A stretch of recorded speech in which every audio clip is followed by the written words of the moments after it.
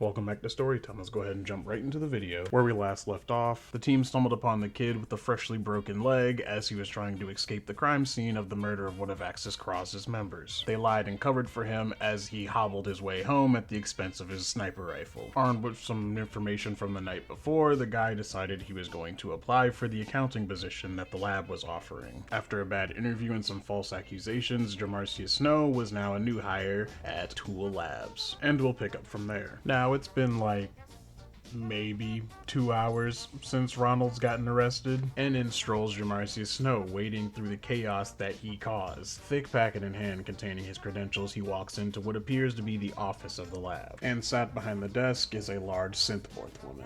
Well, large in regards to the kid since he is 4.5 feet tall. Either way, out of character. I was squealing like a little girl at the mention of that there was a synthmorph running the fucking lab. I'm literally just sitting in my seat chuckling because I'm like, I'm going to run this place into the fucking ground. Can I help you? Sorry for the intrusion, but corporate sent me down saying I was the replacement for Ronald Becker. Ronald Becker? He was arrested 20 minutes ago. I guess this has been in the works for quite some time, or at least that's what I've come to assume from what they've told me. Apparently. Well, either way, welcome to Tool Labs, I guess. With formalities and introductions out of the way, he hands over his package, she goes over a couple of information, she double checks his credentials, you know, usual job stuff. She gets the rest of his contact information, sends him the schedule, and he officially starts tomorrow. While all this is going on, the guy ends up finding a job opening at a local bar for a bouncer since the accountant thing didn't really work out. The interview was pretty much like a test of his abilities, like to make sure he could defend himself and take somebody out if needed be, which the wall of a man that the guy is passed with no problems. And he started tonight. In all honesty, during this part, it was kind of just a bunch of downtime. The guy was working as a bouncer, Joanna was working with Axis Cross, the kid was working with the lab. Pretty uneventful. That is, until the kid finished his training and got his first actual assignment. This specific day when they brought him in, they were super excited about this new piece of tech that they were working on that was actually going fairly well. They let him test drive it and stuff. He got to look at like the specs and things on it. I made a mental note that I was gonna steal the fuck out of it later, you know. But that wasn't what I was working on. Nope, my first assignment was on the other side of the lab. They walked me through a fucking force field to a table that had a box sitting on it. In fact, the exact box that the gang was telling us to acquire for them. How convenient. Well, not really, because, you know, it's in the middle of a big ass lab that has security that are armed.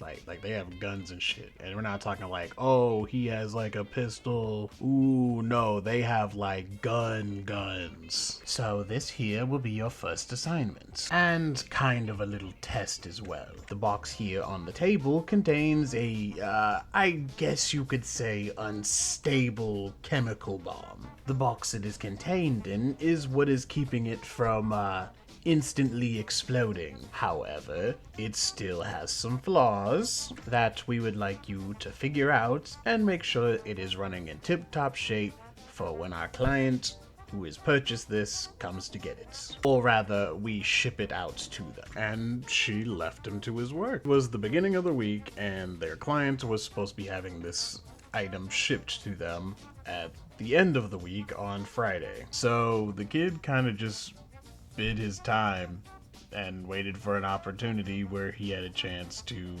steal the box. I do specify on like the box part because there was like an entire 2 sessions where we got completely derailed because nobody had taken good notes on the actual job, and we thought that we were delivering the gang a bomb. I, weirdly enough, did take good notes on what the actual job was, and even if I was delivering them a bomb, this is like a criminal job that we're doing.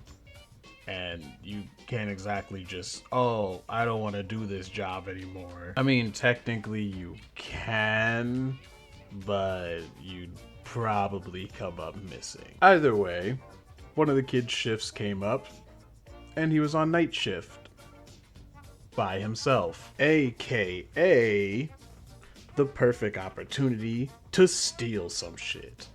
Yeah. However, he's not a fucking idiot, so he wasn't just gonna be like, haha, snatch the box and run.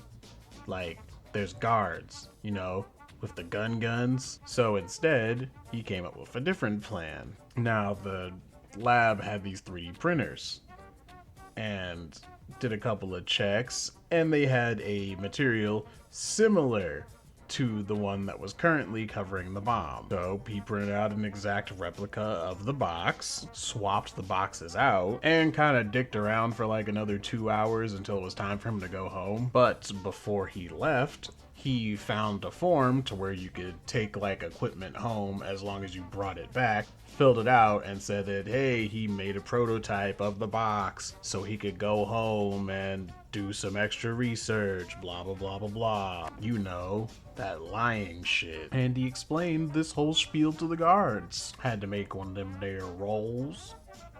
Rolled, barely high enough to pass, but luckily, the guards failed the shit out of the roll. So as far as they know, I left with a prototype of the box. Yeah.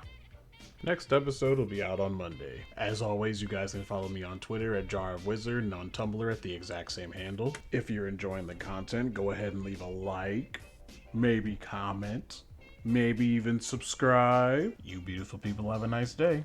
Bye.